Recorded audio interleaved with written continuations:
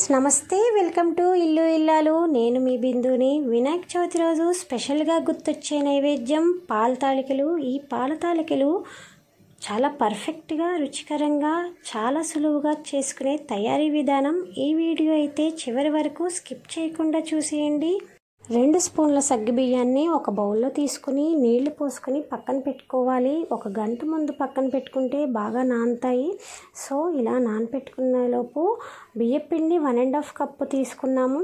ఈ 1.5 cup బియ్యపిండికి 1 glass water అయితే ఖచ్చితంగా పడుతుంది. ఇదైతే బాయిల్ చేసుకోవాలి. బాయిల్ అయిన వాటర్ని కొద్దిగా పిండిలో పోసుకుంటూ గరిటతో కలుపుకోవాలి. ఈ విధంగా కలుపుకున్న పిండిని కొద్దిసేపు మూత పెట్టుకుని పక్కన పెట్టుకోవాలి. ఎందుకంటే వేడిగా ఉంటుంది కదా, చేత్తో కలపలేం కాబట్టి. సో ఈ పిండి అయితే చాలా పర్ఫెక్ట్గా మీకు సరిపోతుందండి. కొలత ప్రకారం 1.5 బియ్యం పిండి, అదేవిధంగా 1 గ్లాస్ వాటర్. ఈ కొలత మాత్రం కరెక్ట్గా ఉండాలండి. పిండిని ఇలా కలుపుతున్నప్పుడు వేడిగా అనిపిస్తే నీళ్ళు అద్దుకుంటూ కలుపుకోవాలి. ఈ విధంగా కలుపుకుని పక్కన పెట్టుకోవాలి. పిండి అయితే గట్టిగా కలపకూడదండి, సాఫ్ట్గా ఉండాలి ముద్ద అనేది. స్టవ్ వెలిగించి గిన్నె పెట్టుకుని కొద్దిగా నీళ్లు పోసుకోవాలి. ఇందులో నానబెట్టుకున్న సగ్గుబియ్యం వేసుకుని ఉడికించుకోవాలి. ఈ విధంగా ముందుగా సగ్గుబియ్యాన్ని ఉడికించుకోవాలి. ఉడుకుతున్న సగ్గుబియ్యంలో 1/2 లీటర్ పాలు తీసుకోవాలి.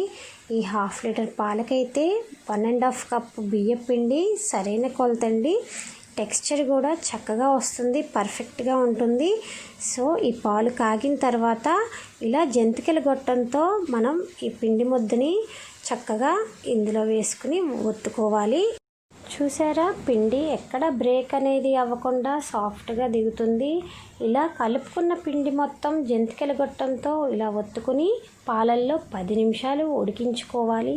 ఇది ఉడికిన తర్వాత సాఫ్ట్గా ఈ టెక్స్చర్లో వచ్చాక గ్యాస్ ఆఫ్ చేసుకుని 1 కప్పు బెల్లం తీసుకుని ఈ బెల్లం అయితే ఇలా తురిమి వేసేసుకోవాలి.